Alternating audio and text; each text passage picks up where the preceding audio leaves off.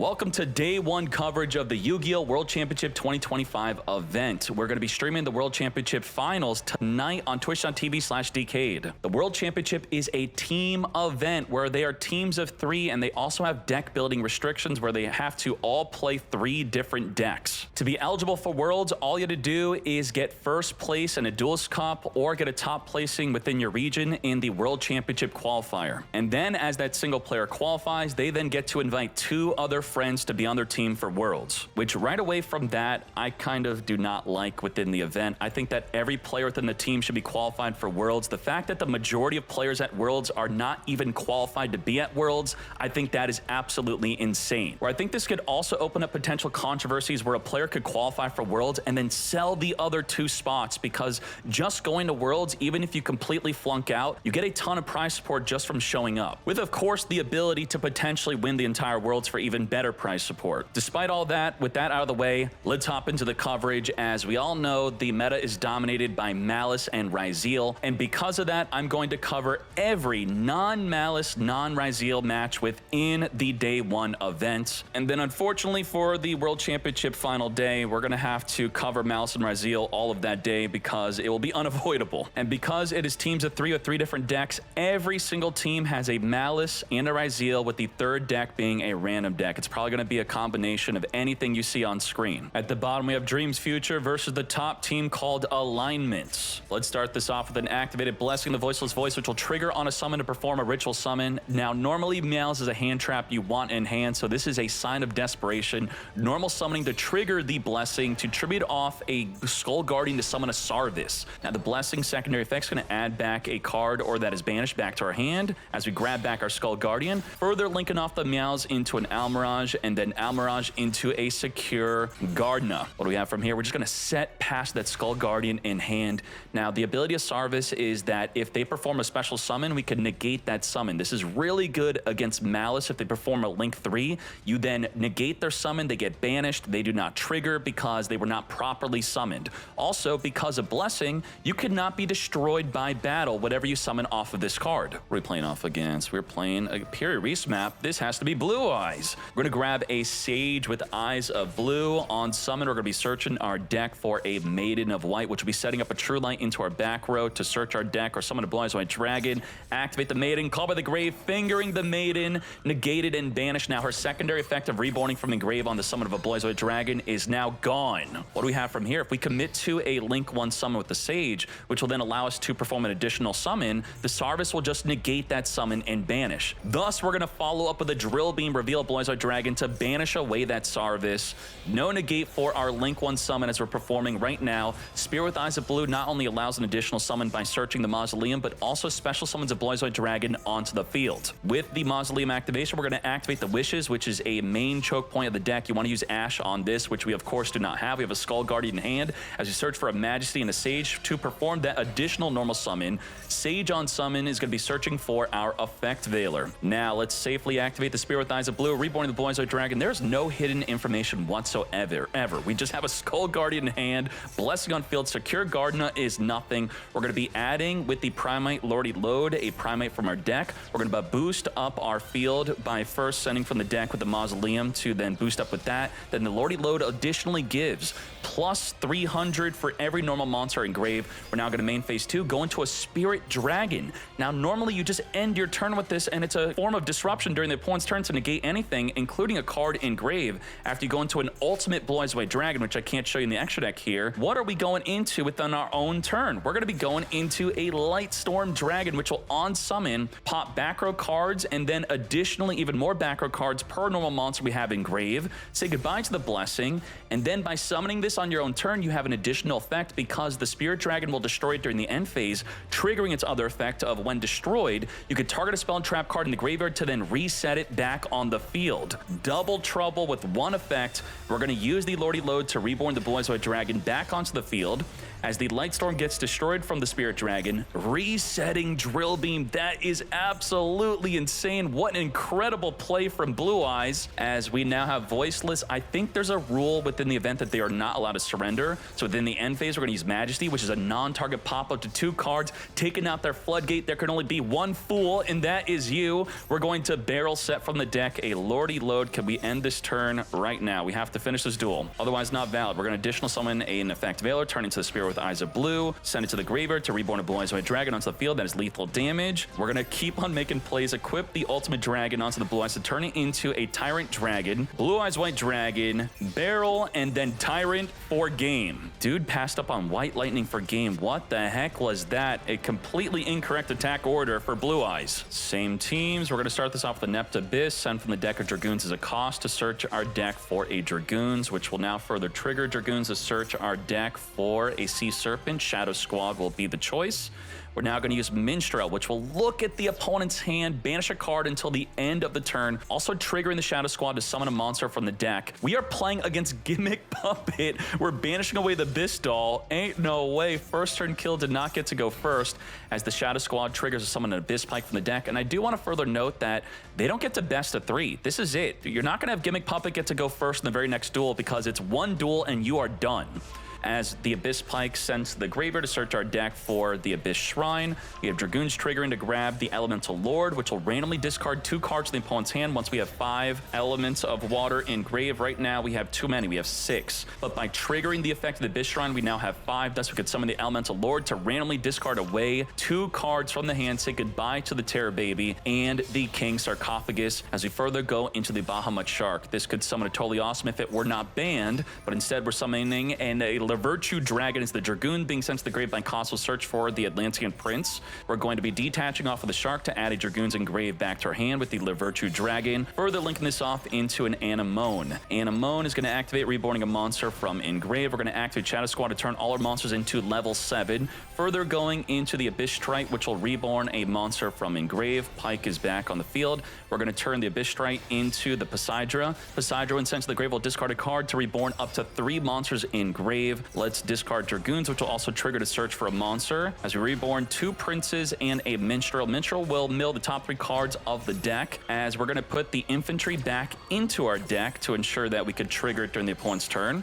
as Dragoon searches for an Atlantean Prince. Let's further go into a Deep Sea Prima Donna, and then getting her engraved to go into a Trushilla. Trushilla on someone's going to banish a card randomly from their hand, field, and grave. And also, the Bistal would be returned back to the hand during the end phase, but by using the Prima Donna when sent to the grave, it will trigger to shuffle the banished card back into the deck. They lose that card for good now. Goodbye to the banished card. Let's randomly banish the baby. Well, the baby's not random. We get to choose. And we randomly banished away the Scissor Arms as we now go into the Abyss Latia. Wow, what a turn did we perform here. We have the Abyss Latia, which will have the quick effect to discard during the opponent's turn to search our deck for a Mermail. That could be a good way to trigger the Infantry to then destroy a face-up card in the field. We also have the quick effect during the opponent's turn, the Abyss Shrine, which will be able to discard a card from the hand to then draw a card. Another way to trigger the effect of the Infantry to then pop a face-up card in the field. We also, with the Poseidra in graveyard, we could discard a Prince from our hand, which will trigger during the opponent's turn to summon the Poseidra,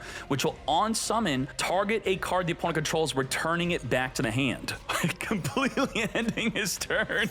We have the Abyss Latia discarding the driver to grab a Shadow Squad. We're going to Abyss Shrine, discard the Squad to randomly draw a card into trigger and to summon from the deck an Infantry. Yeah, we could have discarded Prince, reborn Poseidra for even a set back or card to just bounce it back to the hand, as we're going to get hit with a Maxi on the normal summon Diva, activating to summon from the deck, but we're going to call by the grave, finger the Maxi. Not today. Oh my Jesus. And I do think I'm going to repeat myself continually. They're not allowed to surrender. I think that's a rule. Let's keep on summoning. Summon from the deck. I think maybe Konami disabled it in game instead of just disallowing them from doing it, because I'm sure a lot of people will just accidentally do it, as we have the Abyss Poseidra, which is insane going second. It can return 3 cards in the field back to the hand, non-targeting, which we didn't even have to do. Lethal damage, and the first set completely goes to Dream's Future. Now, what does the first set going to Dream's Future mean? This is best of 3 sets. It's 1 duel per player, and then, of course, if they win 2 out of 3, they win that set. And the winner and loser of a set, even if the set's pretty much over, still matters, because it will then count towards the tiebreaker. For set number 2, I'm going to be changing it to round 2 if I remember. We have Dream's Future at the bottom, alignments at the top. Begin. We're going to start this off with a Condolence Puppet, which is a Foolish Burial, send from the deck Ash Blossom, negate the Condolence Puppet. We're going to call Call by the Grave, finger the Ash.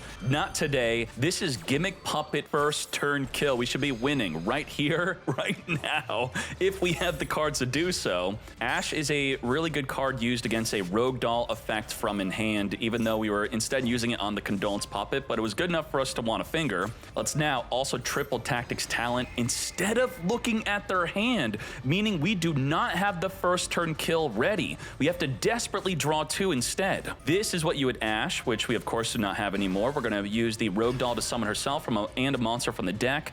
We have the Little Soldier sending from the deck a Cattle Scream as we now go into the Machine X. Machine X is going to be searching our deck for a rank up magic, the Chaos Force. If you have DD Crow, you have to banish this from Engrave, and DD Crow is not a very popular card. We're now going to activate the rank up magic as we overlay the Machine X into the Chaos Dark Strings. We're now going to use the Cattle Scream, which will detach off of the monster on field to summon itself on the field to further go into a link to Chimera Doll. Chimera Doll is going to be searching our deck for the Scissor Arms, as we're now going to be special summoning the Doll from our hand, normal summoning the Scissor Arms, which will send from the deck to the grave a Fiendish Knight, which will add from the grave back to our hand. Then, from here, we're going to activate the Fiendish Knight, targeting the Rogue Doll to reborn it from our grave back on the field, as we also summon the Fiendish Knight, and then we go into the Puppet of Strings. We're going to be using the Chaos Force Engrave, adding itself from Engrave back to our hand, as the Puppet Strings puts a string counter onto every other monster on the field. We're now going to use the Little Soldiers to change the level of our monsters into level 8 to go into a Giant Grinder. Let's now rank up Magic Force, the Puppet Strings, into the Dark Strings, which will, this is a very important part of the one-turn kill, which is a first turn kill. It is not a hard once per turn, and it does not have to activate on Xyz Summon. If we have a way to special summon it, it triggers. It will destroy cards with puppet counters. It will also draw a card, and it will deal damage equal to the highest attack monster destroyed. You want to continually be triggering this effect. On the summon of our Xyz, that will trigger the Machine X Engrave to reborn from Engrave, as we're going to be destroying our Link monster, burning for 1500 and drawing a card, as we're also adding back the rank up magic Engrave to our hand. Burn for 15. Let's rank up again into, with the Machine X going into our Puppet Fanatics. Puppet Fanatics is going to add a Puppet Trap from our deck to our hand, which normally we don't even get to the point where we even use that card, but it takes control of the opponent's monsters. Let's reborn onto the opponent's side of the field a Dark Strings. Let's now use triple Tactics Thrust. This is super dirty. The opponent did not activate any of their own card effects, but by giving them a monster with a mandatory activation, that now triggers the ability to use a Thrust, which is when the opponent activates a monster effect, you get to search your deck and set a card. Now you only get to add the card to your hand if they have a monster on their field. Absolutely insane, searching for a dimensional barrier. So this is essentially an alternative first turn kill, where if you can't actually burn them to death, you just search your deck for a dimensional barrier, which should just win during their turn. And of course, we were not able to first turn kill, dropping them to 3200 life, but we do have the Gimmick Puppet Trap, which could take control of a monster. We have Dimensional Barrier, which could declare an extra deck type besides Link, and then that card type cannot be summoned, and it's also negated on the field. We also have an effect on the Gimmick Puppet, which if they special summon, you could destroy that monster, then deal damage equal to half of its attack. Max C in the standby phase, of course, that's going to be the shared card. Call by the Grave, probably another shared card as we finger the Max C. Nothing in response to thee. Negate the Max C. Now we could take control, pop on special summon. We have Tear Limit Rhinoheart on normal summon, send from the deck of Tear Limit Cash to mill an additional 2 cards. Set 2 cards, then pass. What the heck was that? I guess we didn't want to trigger a special summon because we didn't want it to get destroyed. If we went into a Kick Cow, if we were to destroy that, it would then trigger the additional mill 5. This is quite questionable, I think so. I'm not sure if I agree with this play, but he does know he has Dimensional Barrier, which would just simply declare fusion on the activate to fuse into a monster. I think he knows that he's screwed. He wishes he could just surrender, but he cannot. This Doll Engraver is going to activate, and now none of our Gimmick Puppets will be targetable by any card effect whatsoever. Very likely he has a Sullik in the back row, which would target a monster to negate it for the whole turn, which we could just change the Abyss Doll in response to it activating. This would be the moment. We did not. That is unfortunate. We're now going to Dark Strings, put a string counter onto the opposing Rhinoheart, ready to destroy it as we Rogue Doll summon itself plus a monster from the deck. Everything cannot be targeted here as we go into a Chimera Doll. Chimera Doll is going to be searching for our Terra Baby. We have not committed to a normal summon yet. On the normal of the baby, let's reborn from Engrave our Dark Strings. pop for 1500 damage, plus draw a card. We're going to trigger the Machine X in graveyard. You can special summon this, then add a rank up. Let's summon itself onto the opponent's side of the field, adding the rank up engraved to our hand. Burn for 15, draw that card. This could trigger the Rhino to reborn from the grave if we have a tier limit in hand, which it looks like we don't. Burn for an additional 15 with the Giant Grinder, taking out the Machine X we summon onto their side of the field. With 200 life points left, we could simply just go to the battle phase. We're going to use the Black Goat Laughs. Giant Hunter cannot be special summoned from the extra deck as we rank up into our Puppet Fanatics Machine X. Let's now activate Detach to then summon a Rogue Doll into the opposing side of the field. We're going to trigger the Machine X on a special summon, burn for half of its attack, and just like that, let's hop into another duel. Stell at the bottom is going to start off with a Deep Sea Diva, activating to summon from the deck Ash Blossom Negate. Now, Fool Loss, a prevalent card you'll likely not see much of within the World Championship because they're not going to have enough room to share that card between every deck when they would rather share Maxi, Ash, and a Call by the Grave. We're going to chain Maxi to the effect of the Abyss Shrine to summon a level 7 monster from the deck. We're going to use our Ash Blossom to negate that Maxi. Not today. And with the Abyss Shrine, we're also sending a Dragoons to further search our deck for a Sea Serpent. We're going to be grabbing from our deck, instead of summoning it onto the field, it's either summon or add the level 7, as we further add a Shadow Squad with the Dragoons. Now, let's Abyss Tius, send the Shadow Squad from our hand to summon itself to double trigger. We're going to summon from the deck a monster and search our deck. We already committed to a normal summon here. Unless we get an infantry, we're not going to get an additional summon. Searching for another Shadow Squad. It's a hard once return to summon from the deck, as we summon an Atlantean Prince to send Dragoons to search our deck for a Poseidra. Dragoons will be further triggering, searching our deck for a Minstrel. We do have just 4 Waters in Grave. If we wanted to summon the Elemental Lord, we need exactly 5. We're going to be looking at that hand. It is against Malice. We're going to rip away the Allure of Darkness, which will only temporarily banish it until the end of the turn. No hand traps in sight. Let's Poseidra tribute off a Water to summon itself on the field, trigger the Prince when tributed to reborn Dragoons from Engrave. Let's turn both level 7s into an Abyss Trite, which will on summon activate to reborn a monster Engrave. Dragoons is here. Special summon the Elemental Lord with exactly 5 Waters Engrave to permanently discard the final 2 cards in hand. Say goodbye to both Malice and Underground field spells. So a common theme in today's event is pretty much if you're not playing Malice or Ryzeal, you just first turn kill them with either Gimmick Puppet or Mermail, ripping away their entire hand. Absolutely cheesy, and I love it. Levirtue tribute off, I should say take off the Xyz material from the Bahamut Shark to add a card engraved back to our hand. We're now going to make the Anemone reborn from Engrave, the Shadow Squad, discard a card, turn our field into level 7. We're going to trigger Dragoons, further searching for an infantry, which could trigger during the opponent's turn to pop a face-up card in the field.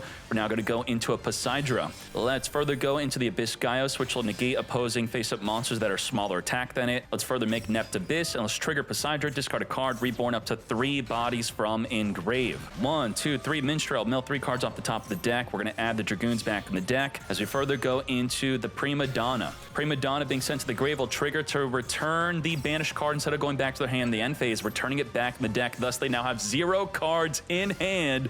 They opened up Ash, Maxi, double field spell, and Allure of Darkness, and now they have 0 cards. Now, with their 0 cards, let's say they top deck into a good play, the Abyss Gaios can negate whatever monster they summon, and the Abyss Gaios is completely untargetable thanks to the Nept Abyss link, and also the Abyss Shrine in Graveyard is going to have the ability to discard the infantry to pop a face-up card in the field and also draw a card. We have multiple forms of disruption through their 1-card play. There's no way they could win this. Similar to Gimmick Puppet first turn kill, you essentially just win on the very first turn. We're going to Abyss Lacia, search for the Shadow Squad, trigger the infantry to pop nothing. You don't pop your own card. It is a mandatory activation though. Abyss Shrine is going to send the card we search for, the Shadow Squad, all in the end phase, by the way, so they can't follow up with a triple tactics talent or any other nonsense here. Summoning the Atlantean Prince from the deck, and I think this is final confirmation. They definitely are not allowed to surrender. Let's further go into the Poseidra, which I'm happy for. Thank you, Konami. I enjoy that rule. I'm all good with it. I want the best analytics possible, which I think Konami, for not to have a better event, but I think to train their AI is why they're actually not allowed to surrender. Minstrel, mill 3 cards off the top of the deck to return the Prince from Engrave back in the deck. Mistar, boy, bro, are we BMing like crazy or what? Just lethal damage. What are you doing? Knowing that the opponent cannot surrender, he is going all in.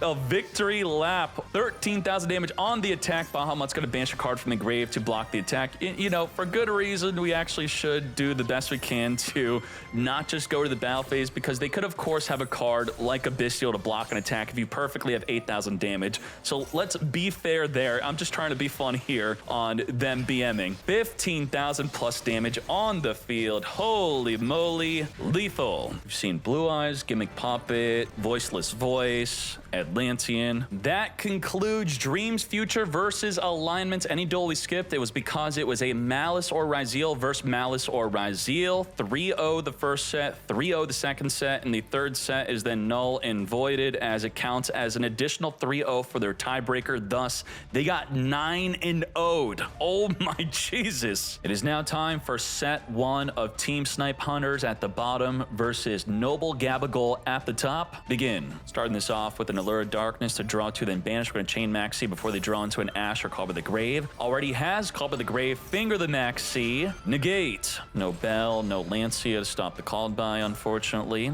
Lancia is a potential shared card among some teams just to stop Maliss. As we banish away the Dormouse, Dormouse trigger, special summon onto the field here. That's going to be triggering our Chaos Hunter. On an opponent special summon, we could special summon this card, and then while on the field, neither player could banish cards, or I should say just your opponent cannot banish cards.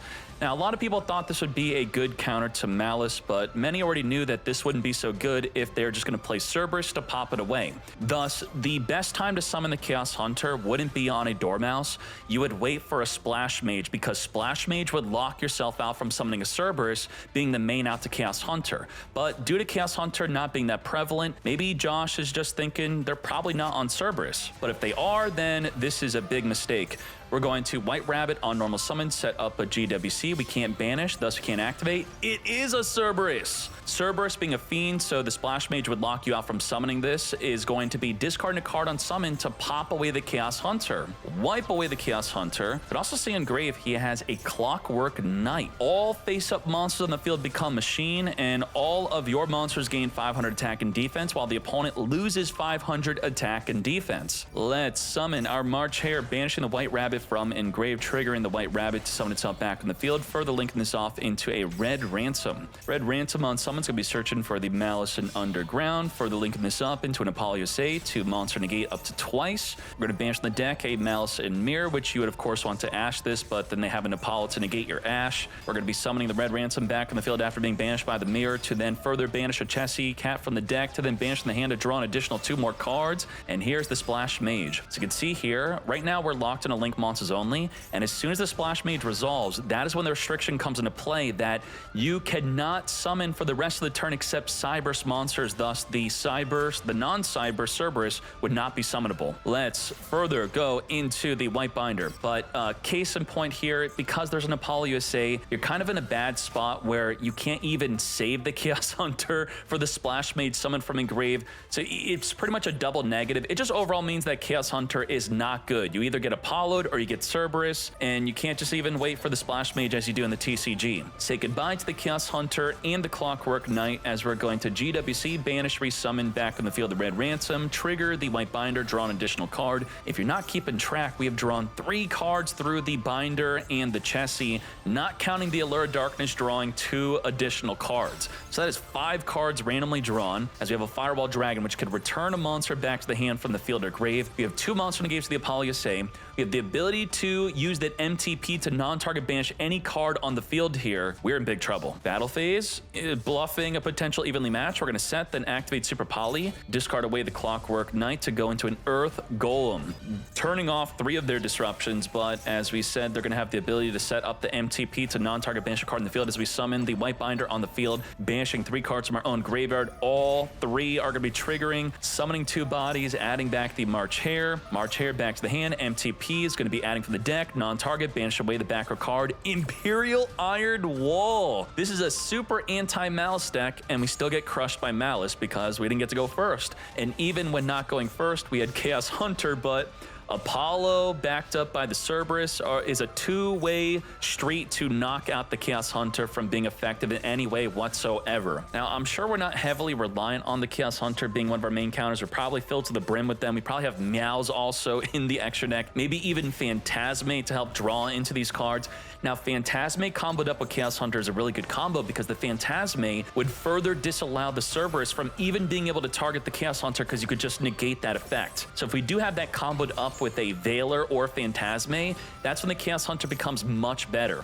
You could even get crazier, maybe main deck Sarvis. Sarvis would make it so Chaos Hunter, again, could not be targeted by a Cerberus. Over 11,000 damage on the field. Finish him off, lethal damage. We are completely passing turn one. Quantal with no turn one play is going to activate Pirellia right away within the draw phase. Now, this card is an incredible counter against a Ryzeal deck because they love the special summon from the hand, and this will draw a card every time a summon happens from the hand. Now, are we playing against Ryzeal? And also a big thing about this is because of the shared card system, this is a card that you definitely are not going to have in your other team's decks. Pirellia, resolving, no Call by the Grave, no Ash Blossom, 7th Ascension, and it is in fact a Ryzeal deck randomly being matched up against our best matchup with Pirellia, completely ending their turn. We are on turn 3 with nothing on the field. This is absolutely unprecedented. We're going to be activating the Abystius, discarding the Shadow Squad from our hand, met with a Max C.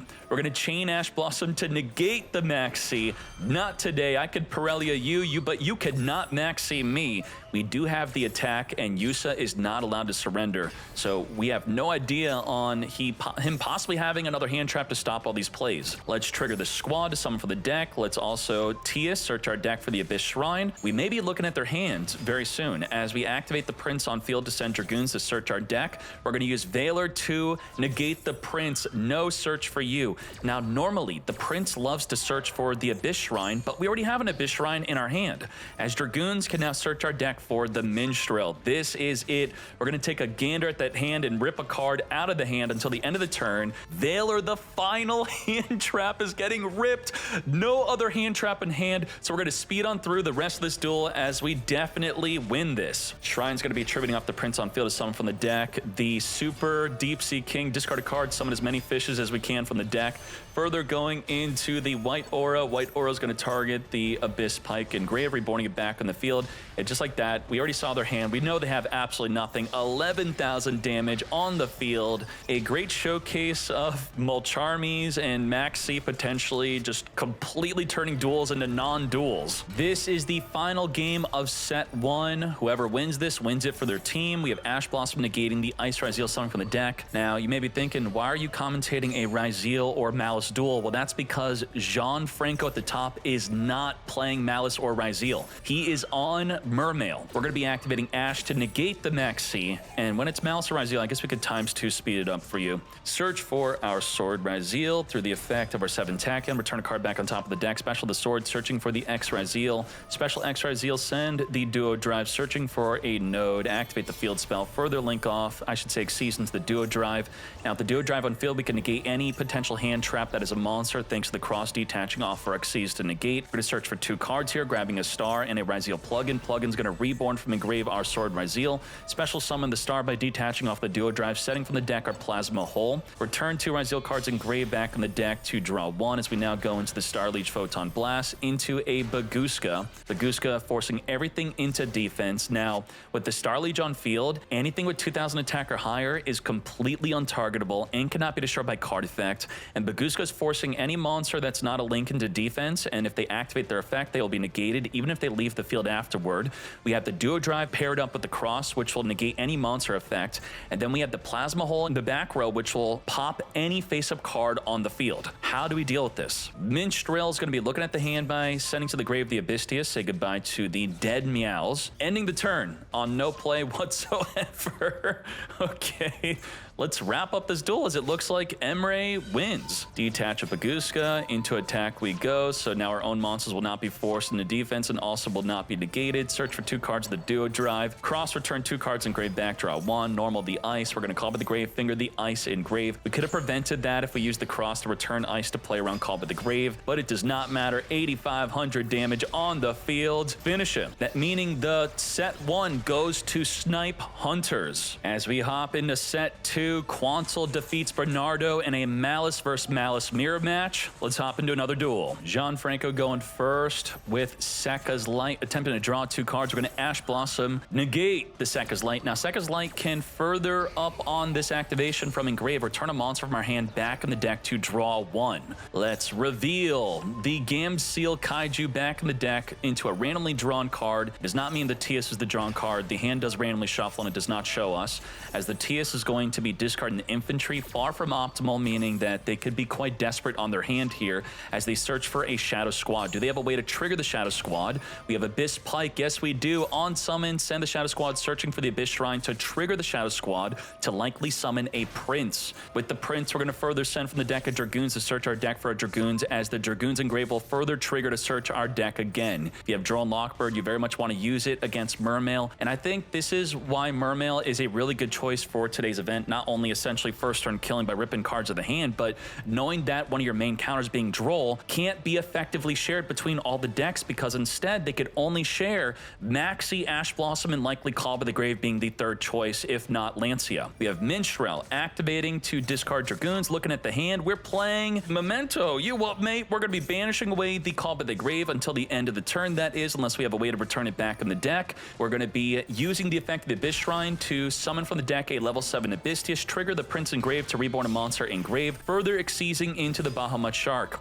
Detach to summon from the extra deck a Lavirtue, trigger Dragoons to search for Poseidra. Lavirtue, detach off of the Shark, add from engrave back Dragoons. Further linking this up into Anemone. Anemone, reborn the Minstrel from engrave as we further exceeds into the Abyss Trite, reborn a monster engrave, Dragoons back on the field as we now go into the Poseidra. Let's get engraved Dragoons and Minstrel to make the Prima Donna. Prima Donna is going to summon from our deck a Barrier Statue of the Torrent by returning the banished card back into their hand. And just like that, neither player could special summon monsters except water. Holy, turn 1 Floodgate. Let's now Prima Donna and Neptabyss go into the Dragite, which is a spell and trap card negate. We're going to be returning the Sekka's Light back into the deck with the effect of our Prima Donna. Okay, sure. As we now Poseidra and Sense the Grave, reborn up to 3 monsters from engrave by discarding a card. Dragoons, when discarded, is going to search the deck. Minstrel is going to be milling 3 cards off the top of the deck. So the Minstrel is going to mill 3, return back an infantry, as we're now going to be making the Croco Dragon on summon, draw 2 cards. How do we stop this? We have the quick effect to pop a card in the field by discarding. We can negate a spell and trap card. All of our monsters are completely untargetable thanks to the Neptabyss, so even a top-decked Impermanence cannot negate the Barrier Statue if you're thinking we could top-deck into that. We also have the Abyss Shrine in Graveyard, which can use its effect to discard a card from the hand to draw a card. Now, what you discard is likely going to be the Infantry, which we drew into with the Croco Dragon, right? We put the Infantry on top of the deck. Actually, our Chainlink order was messed up. We did not put the Infantry on top and then leave it there. We searched afterward, thus our deck was shuffled, so we didn't guarantee drawn to the infantry, which I do think was our intention. But if we have the Neptabyss Prince, it is a form of disruption by discarding with the Abyss Shrine to reborn a Poseidra. Do we have Poseidra in Graveyard? Poseidra, Poseidra, Poseidra. No Poseidra in Grave, so we may not even have a disruption on our Abyss Shrine. But now, all that does not matter because we have the Barrier Statue, and as evidently you can see here, with no way to attack over it, nothing big enough, we had Goblin in hand. Lethal damage. Oh my gosh. Barrier Statue for game. You what, mate? Down to the wire again. It's all up to Emre in the second set to win it for their team. Emre is going second as we have Shoma starting off with first turn kill, Gimmick Puppet to activate and send a card from the deck to the grave. This is an effect that you do not want to ash. You instead want to ash the Rogue Doll effect activating from the hand. So we have not checked for a good ash yet as the Rogue Doll is getting ready to activate. Instead, we Condolence Puppet. it. Now, the problem is if you're saving Ash for the Rogue Doll, if they send a Terror Baby from the deck, they could banish it to make it so you cannot activate Ash against Rogue Doll. What are we doing? And that's exactly what's happening. Terror Baby activating, and just like that, no monster effect activation of Gimmick Puppet can be met with a response from Emre whatsoever. Thus, we now can't Ash the main choke point here as we summon from the deck a monster plus the Rogue from their hand. As we now go into the Machine X. Now, the Machine X does not activate on summon, giving Emre an opportunity to activate Veiler or an Impermanence before it activates to search for the rank up magic. And we didn't. This means our hand is bad. Let's search for the rank up magic Chaos as we summon the Scissor Arms, send from the deck on normal summon. Fiendish Knight triggering to add back from engrave to our hand. Let's speed this up a bit. Fiendish Knight, target a card, reborn from engrave, plus summon it from the hand. Let's rank up magic the Machine X and do a Dark Strings, which will destroy anything with a string counter, which is nothing. Let's Puppet Strings, which will put a string counter on everything else, but first trigger the rank up to add back to the hand. Detach. Now, you want to be careful here. In this deck, you can really mess up by destroying too many of your own monsters. So by putting a string counter onto everything, you're going to want to do something with those monsters. You're going to want to Xyz or link it off so it does not get destroyed. There you go. We're going to link this off into a Chimera Doll, so the Dark Strings is the only thing with a string counter that will be destroyed from a newly summoned Dark Strings. This could be burning for 3,300 damage plus drawing a card. Let's Cattle Scream, reborn by detaching an Xyz material. Let's now link to activate, searching for a Terror Baby, as we're now going to be special summoning from the hand a Fiendish Knight through the effect of the link 2. We're going to change the level of the monster on the field through the effect of the Little Soldier to make the rank 8 Gimmick Puppet Giant Grinder, as we're going to be reborning the Machine X from engraveyard onto the opponent's side of the field. If you're holding onto an Impermanence, it is now blocked. We're going to Dark String, put a string counter onto the opponent's monster only. We're going to detach off of the Giant Grinder to burn for half of its attack. Its full attack, actually. It's only 1,500 attack. As we now go into the Puppet Fanatics Machine X, searching our deck for the Puppet play, which could take control of an opponent's monster. Let's also detach to special summon a monster from our grave onto the opponent's side of the field. Dark String activating. We're now going to be triggering to burn for half of its attack here. And we're going to use Forbidden Droplet to get the Terror Baby engrave to reduce the attack of the Dark Strings and negate its effect from popping anything with a string counter. Sure. 1650, it still does its original half attack. What the heck was with that droplet negate? The Dark String was activating to destroy anything with a string counter and draw a card, then inflict damage. So nothing would happen because nothing had a string counter on the field. Was that droplet a mistake activate? I don't understand why we freaking did that. What the heck was Yusa thinking? We just lost droplet for no reason. Now, we do have the further disruption of on a special summon, the puppet's going to pop on special summon, then burn. We also have the trap to take control of a monster. But beyond those two forms of disruption, we are gone. Starting this off with a chicken game. Draw a card that costs 1,000 life. Book of Eclipse, non-target, flip the entire field face down. Book of Eclipse number 2, fully flipping that field face down. Double Book of Eclipse. So that was to ensure that we have enough spells engraved so that when we add back Engage, we'll probably have 3 spells engraved to draw a card. Otherwise, the Book of Eclipse would be an illegal activation. So this otherwise made no sense. Okay, but just to get the spells in the grave, this will now give the additional effect of the jamming waves. If we have 3 or more spells engraved, because we have 2 Book of Eclipse engraved alongside the Engage, we get to not only pop the back row, but also take out a monster. Goodbye to both cards on the field. Let's engage with 4 spells engrave, additionally drawing a card after searching for the Hornet Drones. As we now can activate Hornet Drones to summon a token onto the field to link off into, we're going to go into Kagari. Kagari is going to recycle a spell card engraved that is a Sky Striker card. It will be the Engage to further randomly draw another card and search our deck for any Sky Striker spell or trap. We're going to grab the Widow Anchor. Now, it's not just a spell or trap that you could search for. It's any Sky Striker card. If we wanted to search for a Ray, we have Upstart Goblin, give 1,000 life to the opponent. Ultimate Slayer, sending the link to bounce back their link monster, which will then result in drawing a card. As our Tri-Brigade will send Garura to draw that additional card. It is a Tenpai Sky Striker deck. Pydra on summon's going to set from the deck a Sangan Summoning. Sangan Summoning's going to make it so our Fire Dragons are unaffected from card effects during the main phase, searching for a Chandra as we discard the Ultimate Slayer. Special summon the Chandra onto the field, and just like that, this should be lethal damage at the start of the damage step. We're going to trigger Chandra to summon from the deck a Fadra, smack him for 17, further 15, 1600 to the face. As we now activate the Synchro Summon, if they have impermanence, you could chain the other monster to dodge the impermanence. We pretty much have guaranteed game no matter what they could have in their hand.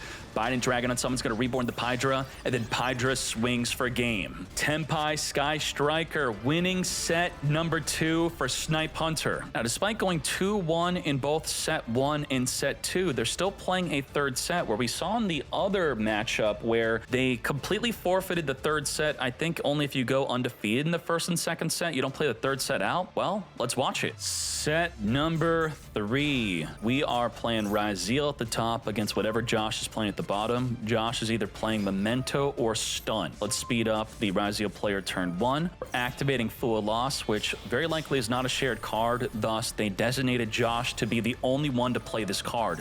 Drawing per summon from the deck or extra deck, likely just top decked into a Max C. Further adding that into the fray, we're now going to be drawing 2 cards per summon from the extra deck or deck, as the Duo Drive is going to detach 2 cards to add a plug-in plus a Ryzeal cross. Now, Ryzeal has the ability to Exceed Summon during the opponent's turn with the Plasma Hole Trap if we want to be setting that up. We have Plasma Hole set up and ready. Ryzeal Cross, return 2 cards engraved back in the deck to draw 1. As we summon our Sword Ryzeal, set the plug-in, then pass. So the play is going to be is that we really want to use the Plasma Hole into something, and then while in graveyard, even the same turn it sent to the grave, even if you use the effect to pop, you're going to be able to banish it to then go into a Baguska or a Detonator during the opponent's turn. In addition to that, we have the Ryzeal Cross to negate a monster effect, but not until we gain an Exceeds material onto the Duo Drive or a Detonator. But on the activation, or I should say the resolution of the Plasma Hole, or even the plug-in, it will give a material onto the Duo Drive. So a very cool play is if Josh thinks he's safe, he'll activate a monster effect thinking it's not going to get negated, but then on the higher chain link, you pop it or activate the plug-in,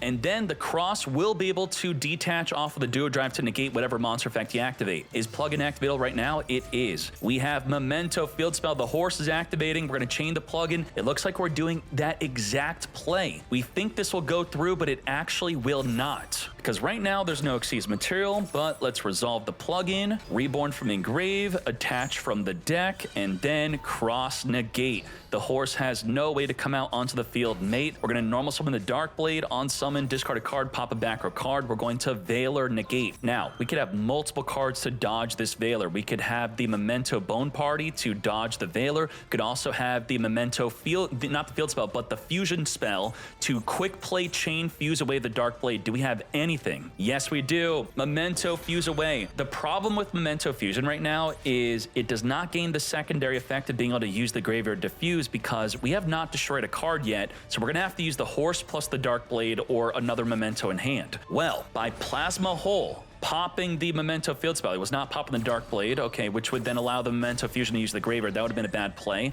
The Memento Field Spell would have been able to reborn a monster from a grave. We're going for all 3 bodies, not just 2. Our entire hand plus the Dark Blade going into the Creation King, which will activate on summon to be able to send from the deck to the grave up to 3 cards from the deck or extra deck. Now, the Creation King has the quick effect of popping a card in the field plus itself or any other Memento cards we have. Now, you'd be thinking to maybe chain pop a card before the Plasma Hole effect goes through, but this has the effect of you cannot chain the effect within another card effect activating. It says it right here. In the same chain, you cannot chain to your trigger effect of sending from the deck or extra deck to the grave. So no quick effect pop as the Plasma Hole is going to go into a Baguska. Now, you may be led to believe that Baguska on Chainlink 2 is going to now negate the Creation King. It will not. Creation King is still going to resolve. It's only if the Creation King were to have been summoned in defense, it would be negated. So this will not work. It had to initially be in defense on the activation. A lot of nuance here. Everything in defense. Let's send from the deck to the graveyard. Gaddock is going to activate. We're going to chain the Lancia Mate. Nothing can be banished for the rest of this turn. Gaddock reborn, as we are also going to return 5 cards engraved back into the deck to reborn from engrave our combined creation, which of course is going to be stuck in defense and negated by the Baguska. Back to Yusa. We are going to be detaching a material. Now, a really good reason to use the Lancia is because the Baguska's main out is a Little Knight. You make Little Knight, banish away Baguska, then you're done.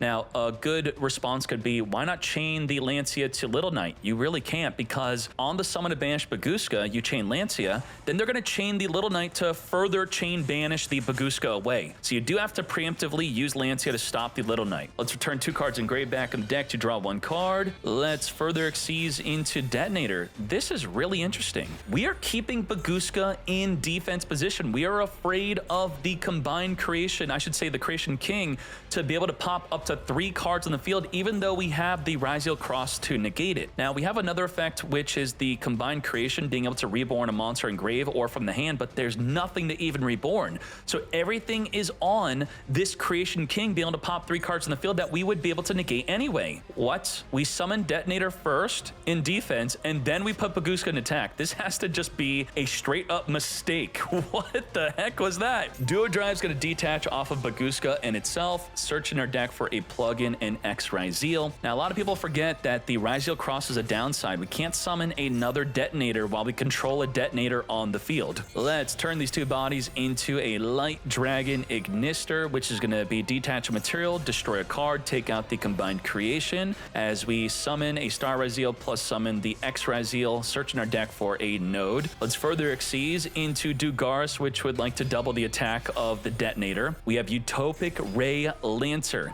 Double up its attack to 5,000 attack. We're going to activate to pop cards on the field, but we do have the field spell to detach off of the Detonator. We are detaching just like that. Negate the combined creation. Kill off with the Dugaris. Now, the crazy effect of the Utopic Ray is that its additional attack after destroying a monster by battle is not onto another monster. It could be directly, as you see just like that. 5,000 to the face despite summoning our Detonator in defense. Lethal damage. Minstrel as our first activation. Take a gander at that hand. It is Mermail versus Mermail, and we are not ripping away the Nibiru. We're going to instead banish the Prince until the end of this turn. We're now going to further activate the Water Channeler to search our deck for a Dragoons. Let's now Abyss Tias, discard Dragoons, summon, search our deck for 2 cards, a Mermail plus a Sea Serpent. It's going to be our Abyss Pike plus something we want to discard with it. We have Shadow Squad, so we're on summon number 2. Before that Nibiru comes out, tributing off the squad, I should say discard to search for the Abyss Shrine.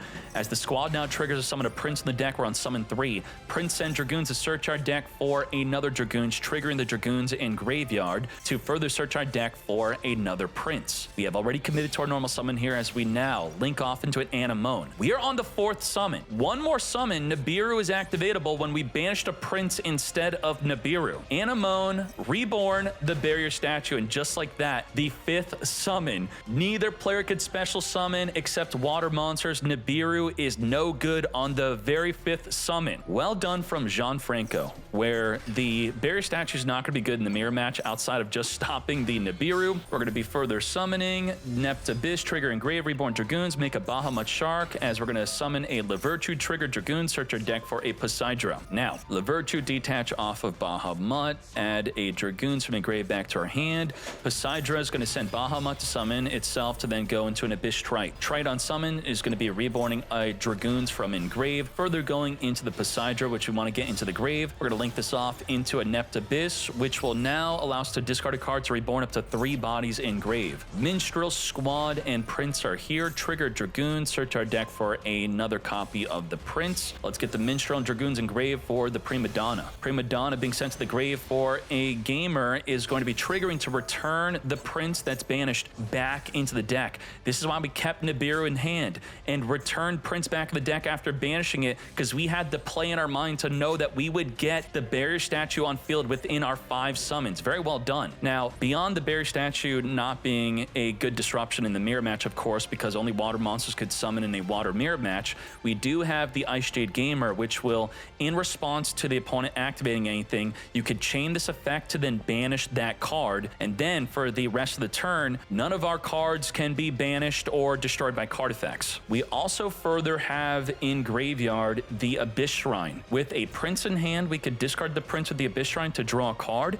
and then trigger the Prince to reborn a Poseidra. Poseidra could then use its effect to return a card in the field back to the hand. Also, it could send an infantry to trigger that effect to further pop another face-up card in the field. So we essentially have 1, 2, 3 disruptions, not counting the barrier statue. Minstrel's going to look at that hand. Well, I talked so much about the Poseidra being a form of disruption if discarded with the Abyss Shrine. Let's just get rid of the Prince so it's no longer a disruption. That is now gone. Let's Shadow Squad when sent to the graveyard. Someone for the deck, our own Prince, send Dragoons. So 2 of our disruption are now gone. We're now really dependent on the Ice Jade Gamer having a really good banish. Otherwise, we are screwed. Poseidra is going to tribute off the infantry to summon. Now, it's important to note that the Gamer is untargetable. We can't pressure it right now. Poseidra is going to send Dragoons to the deck to return the Nept Abyss back to the extra deck. And just like that, we no longer have the targeting protection of Nept Abyss. The Ice Jade Gamer is in the wide open. We're going to add the Elemental Lord with exactly 5 Waters engraved, summon it to then discard away the last card in hand. Let's Abyss Shrine, send itself to the graveyard to tribute off the Prince, summon for the deck, the Deep Sea King. We're going to be triggering the Prince to reborn Dragoons from engrave. Normal summon the Shadow Squad, discard Nibiru, change the entire field to level 7 as we now go into the Abyss Gaios. As we further go into an Abyss Trite on summon is going to be reborning the Dragoons from engrave. Abyss Gaios is going to be detaching material to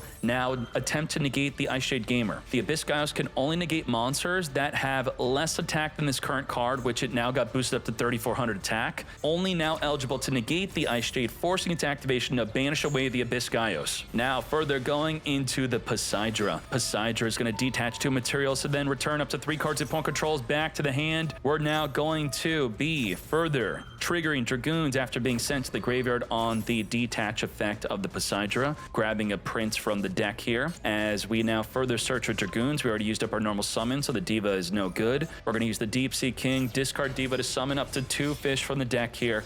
Further going into the White Aura. White Aura is going to be reborning a monster that cannot attack this turn. Let's take out the barrier statue into the face. We have 25, 28, 3K for game.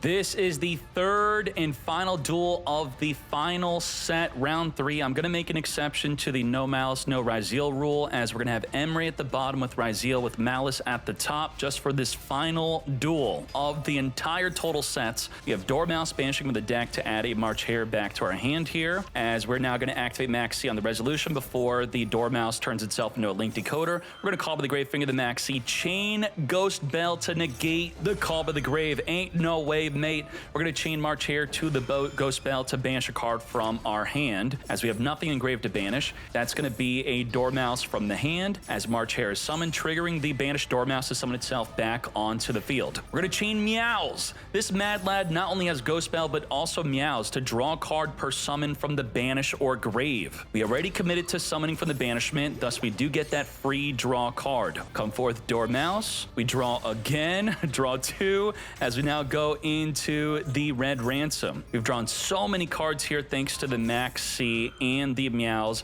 as we're going to Valor negate the Red Ransom from searching for a field spell or a Malice and Mirror. Set pass. Wow. Ghost Spell, Meows, Max C. Let's see what Emery is cooking for his first turn as he normal summons a Sword Ryzeal. That is not an optimal play. It's not that he made a mistake. It just shows that his hand was not that good despite drawing so many cards from all of these hand traps. We're going to Imperm, negate the Sword Ryzeal, and because I'm covering Ryzeal versus Malice, we have a crazy storm going on in the background. I'm not sure if you just heard that. Set 2 pass, as Bernardo is going to be activating Gold Sark, chain Lancia. This is insane. Emery has dedicated his entire deck to counter Malice, as cards like Lancia and Meows are very likely not shared among the other teams within this event. So just Emery using all these counters counters just to hopefully pair up against Maliss. No banishing for the rest of this turn. To battle phase we go. Let's take out the Sword Ryzeal.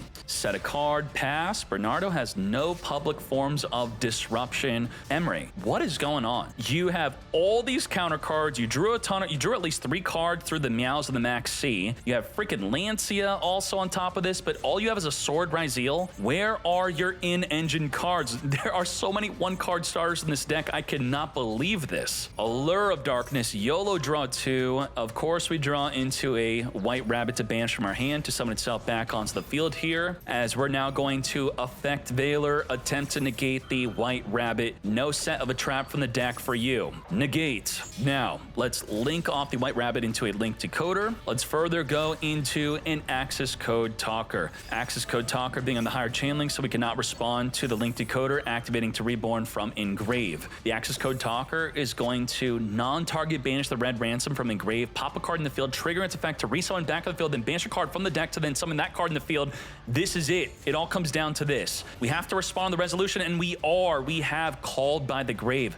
I was going to say that you could use Imperm right here on the resolution to negate the Access Code Talker, but it still banishes by cost to get the crazy effects of Red Ransom, in addition to summoning it plus summoning a monster from the deck. Well-timed finger away that Red Ransom, as we're now going to March Hare. Why didn't we March Hare chain to the Called by the Grave? What the heck? Okay, we're going to chain Artifact Lancia to the March Hare summoning, banishing from the graveyard, thus it cannot banish anything, as we're now going to further go into a Splash Mage. Splash Mage activating to Reborn from Engrave the March Hare. Let's go into the White Binder here. On summon, we're going to not be able to banish because we're under the effect of Lancia, as we set an MTP from our deck to the battle phase, 7,600 damage, and despite main decking Lancias, where the other players on the team likely are not playing them, and Meows, we just got completely decimated due to only drawing a Sword Ryzeal. Absolutely unbelievable. And that is the conclusion of Snipe Hunters versus Noble Gabagle. It is 5-1 in favor of Snipe Hunters. We are at the final 2 teams of Group A, set 1 dueling. At the bottom, we have Ragnarok. At the top, we have Chiba Corp. Begin.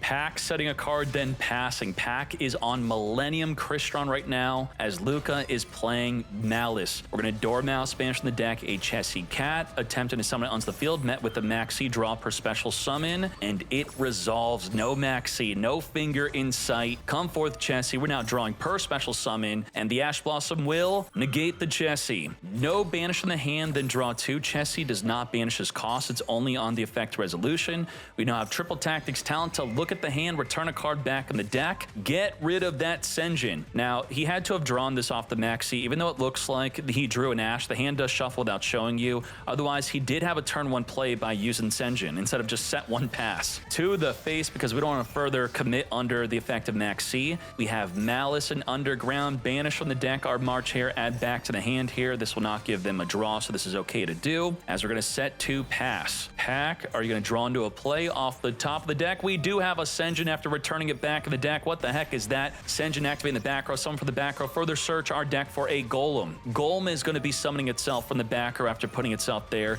At a total cost of 4,000 life, we're now at 400 life points left. Let's, after searching for the Wedju Temple, send a monster from our hand in the back row, plus a Senjin from the deck to summon a Doom Dragon, which will on-summon push a monster on the field into the back row. We have 7750 damage on the field. Malice and Mirror is going to negate the Doom Dragon within the battle phase to banish the Dormouse to come forth back onto the field. I guess that was just to put the Dormouse into defense position, as we're now going to take 2750 to the face at 1350 life points. How this works with Maliss is every non-link Maliss will cost 300 life points to resummon after being banished. Every link monster, which I can't show you, will cost 900 life points to come back after being banished, but there is a Maliss trap.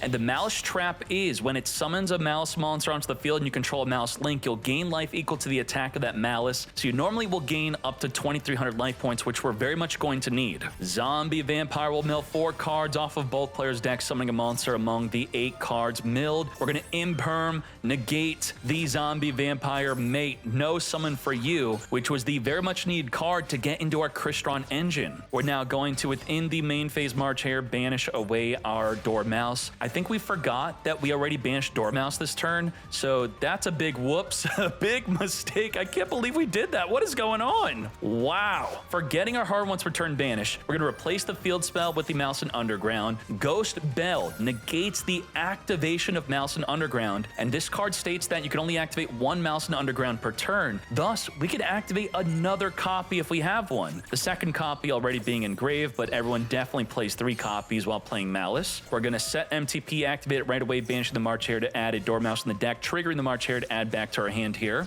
And with that, we have no Mouse Monster engraved to banish. We're going to normal summon the door, banish the White Rabbit, as we're also going to chain March Hare to banish the Mouse and Underground here. We did not activate the banish White Rabbit. What is happening here? I think, is it because our life points were afraid to summon the White Rabbit? It does cost 300 life points to summon here.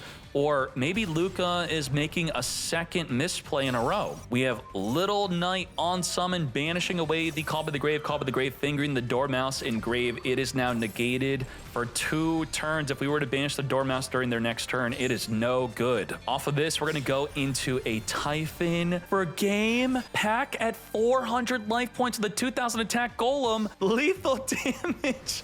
No way. Just like that, Luca taking it. Let's start this off with a normal summon Mace, popping itself to search for a Memento Horse, which you normally search for a Memento Fusion instead. The horse will activate to summon itself on the field, but met with a Maxi to draw per special summon. We do have an Ash to negate the Maxi mate. Let's resolve all this as we summon the horse, pop itself to send up to 3 cards in the deck. We're going to send 2.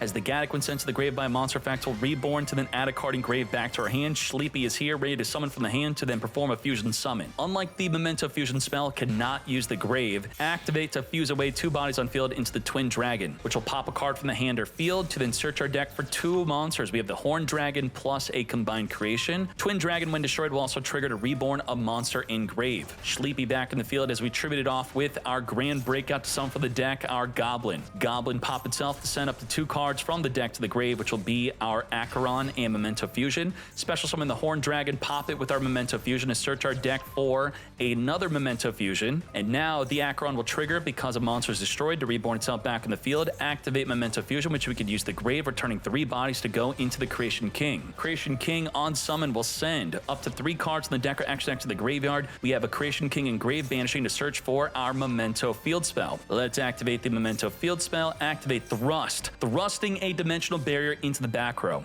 This is a combo that any deck could perform if you hate Max C. They Max C you, they Molcharmy Fool Loss you. You don't have to commit to any special summons. Just activate Thrust, set a dimensional barrier, and against most decks, this will win. Now, unfortunately, the most prevalent deck being Malice means that dimensional barrier is actually not that good of a play because you could declare any card type from the extra deck except Link, and then you just lose to Malice. But for playing against Ryzeal, it will be great. Let's go into Little Knight. By committing to Little Knight before summoning the combined creation, it gives us protection against a Nibiru, ensuring that we could banish away our combined creation until the end phase instead of getting tributed off. Memento Field spell is going to send to the back of the Bone Party. So what we have here is Dimensional Barrier, which will turn off any extra deck type. We have the Bone Party, which could pop a Memento to then summon from the deck. We could use Combined Creation to reborn the Horn. When comboed up with the Bone Party, it will then trigger to pop 2 cards in the field. So that would be a disruption right there. And then you could search for a Mace with the Bone Party, or summon the Anguish, then search for the Mace to then take control of an opponent's monster. We could then Little Knight,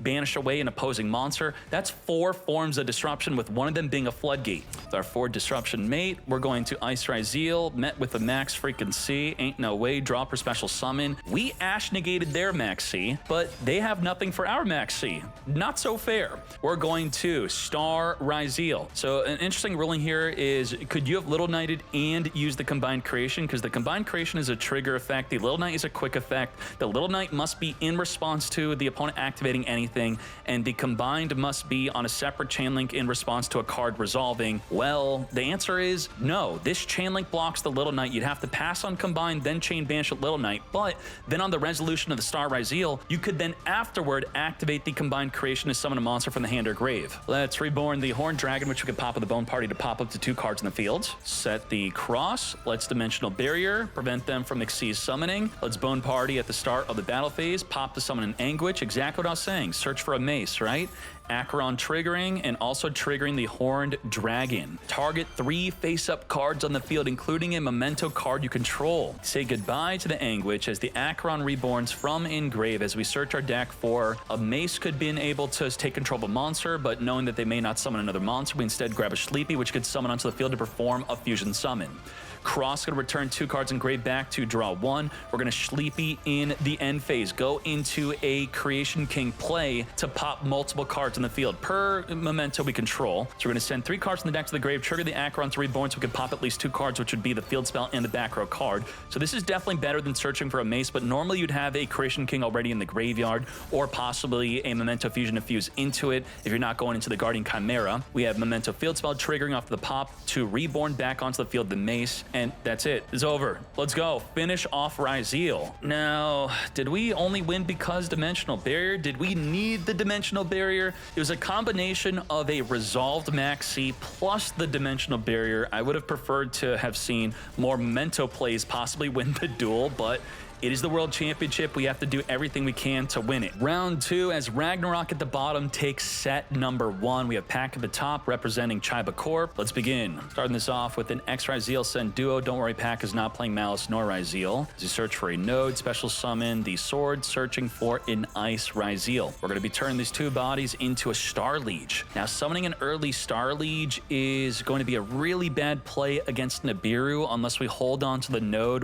to the point where after the Nibiru we can node afterward, because if you commit to a non-Ryzeal Xyz, your other 2 summons, which will be your 4th and 5th summon, you're not going to have a Ryzeal Xyz with the cross up in any way. It's not possible. We're going to detach to summon the Star Ryzeal. We have the cross, but we can't turn it on before Nibiru will happen as we're on our 4th summon. Flip up the cross, summon the Ice on summon into a 6th summon. Now, if he does Nibiru, we do have the node as the follow-up play. This is a lot of monsters to lose, though. And another thing worth considering is that because of the shared card system, your opponent is much less likely to be playing Nibiru. In a lot of ways, I really don't like the shared card system because we're potentially now making suboptimal plays under the assurance that they're not playing Nibiru. Let's go into Duo Drive. Duo Drive it up, and suboptimal plays could also be playing poorly into a Droll and Lockbird, another card that's likely to not be shared among other teammates, so you would just not even play around it.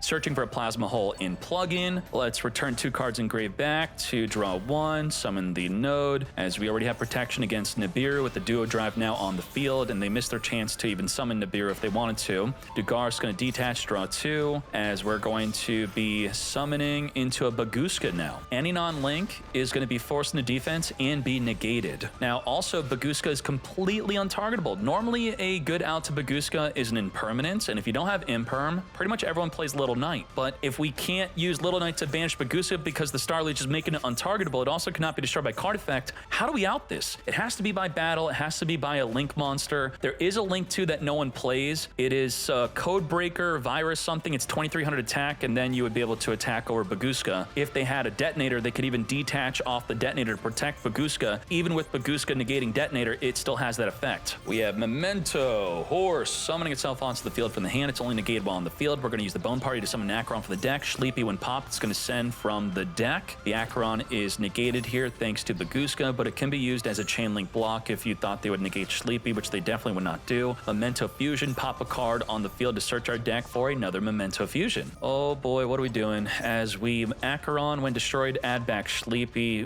We have no real out to Baguska. Summon the Anguish, which would want to unsummon search our deck. This is a Little Knight play. Definitely. We go into Link 1, but Little Knight cannot target any of the monsters. Not even the Star Leech protecting Baguska can be targeted here because it's 2000 attack. Little Knight on summon is going to be targeting the field spell. All right, field spell detach. Now, off of the field spell detaching here, that no longer gives the Star Leech the boost to be 2000 attack. Thus, Star Leech can now be targeted by card effects, which could be the second effect of Little Knight in response to anything activating. Sleepy activates, summon, does not fuse. We're going to Plasma Hole. This is where Little Knight could chain banish itself plus the Star Leech, but it's the end phase, so does it really matter? We're going to chain Little Knight nonetheless to banish itself plus plus the Sleepy to dodge the Plasma Hole. Now, Plasma Hole must pop to get the other effect of attaching a card from the grave onto our Duo Drive, and now we lose that. Not that big of a deal, though. Let's return back during the end phase. We skip our draw phase because we Degar's draw on 2.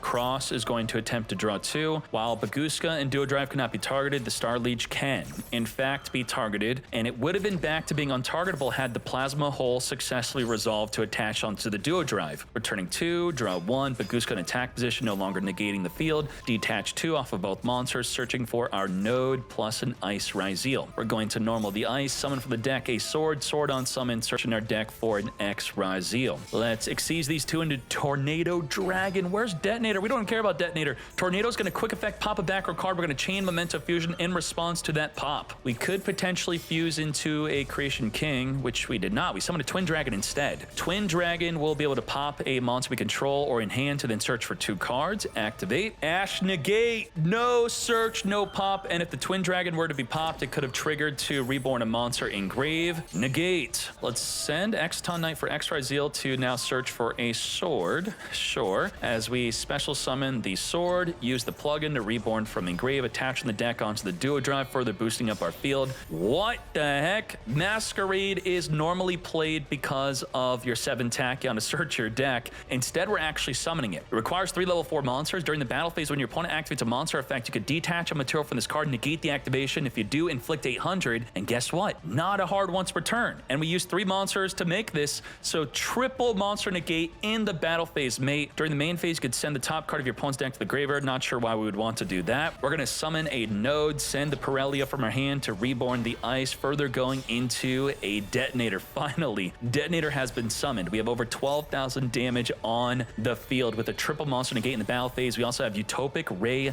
Lancer. Reduce the opposing field by 500. When it destroys a monster by battle, it can activate to attack again. We have the Sleepy activating, which we can negate. The Acheron Chainlink blocks, so we can negate the Acheron trying to reborn. I think we messed up our Chainlink orders here. The Sleepy is an optional. The Acheron's an optional. The Sleepy sending a card from the deck. The Acheron maybe was a better activation to reborn. I guess we could send a Gaddock, which could then reborn, but then it's not going to have a Chainlink block, thus the Masquerade will then negate the Gaddock. So I think we're still screwed either way, but the Acheron should have been blocked instead of blocking the Sleepy because of the Masquerade. Now, to be fair to Pack, Masquerade is normally never summoned, so to think that you have to Chainlink block in the battle phase around that is crazy.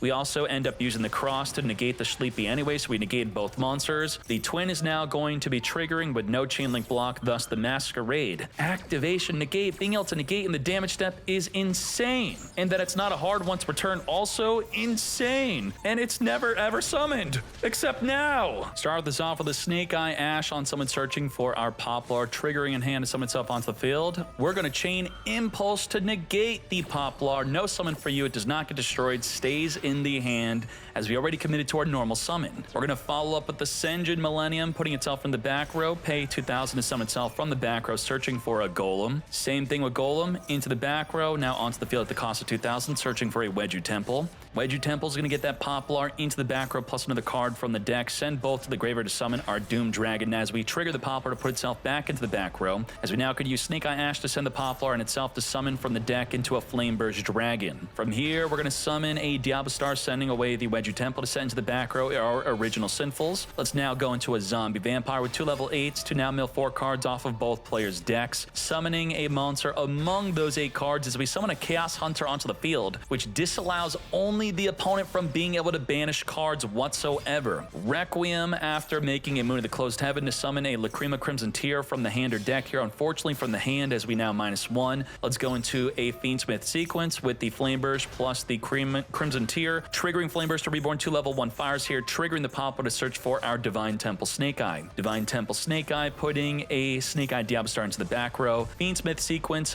fusing with the graveyard, returning 3 to go into a Desiree. As we now go into a Promethean Princess, we're going to be using the effect of sequence, equipping onto Desiree as the Promethean reborns the Flameburst Dragon from engrave back on the field. As we now turn Promethean and another body into a Nightmare Phoenix, let's Snake Eye Diablo Star, put in Ash Blossom from our graveyard in the back row to summon to now turn 4 bodies into, I should say just 3, into an Apollo SA. Let's now original Sinful send Requiem to summon from the deck into our Jet Synchron, turning Jet Synchron into a Link Karibo, now ending our turn. I'm not sure why Desiree didn't just negate the Promethean Princess to then make a bigger Apollo USA, as the Prometheans locking you in a fire only, thus we had to go into a Nightmare Phoenix before further summoning something else. Now, we have non-target negate with Desiree. We have the ability to use the Apollo to negate 3 more times. We have Chaos Hunter protecting us from any banishment effects.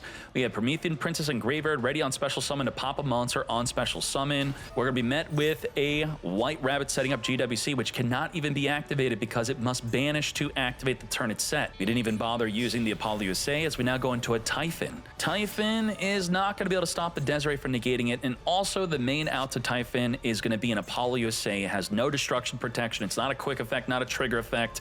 It just essentially loses you the duel as you now summon it, and the effect is applied right away. We cannot summon for the rest of the turn, even though it was immediately outed as soon as it was summoned. Passing our turn, of course. I mean, the Chaos Hunter alone was really messing us up here. Let's clean up this duel. Flameburst Reborn from Engrave. As we go into the direct attack with the Chaos Hunter, Fiendsmith Desiree, non-target, negate the GWC from summoning a Banisher or Engrave White Rabbit, which was our only card summonable here, I believe. Yes. We have Metal Tronus in the graveyard, which is really good against Ryzeal. Lethal damage. Now, in addition to not negating the Promethean to go into a bigger Apollo, we also didn't commit to a Masquerena to set up a Little Knight play during the opponent's turn, even though the Chaos Hunter is only disallowing the opponent from banishing and not herself. And that is the conclusion of set number 2. Now, based off of this, they didn't even play a set 3. It just says finished. So I'm quite perplexed on how the system actually works, because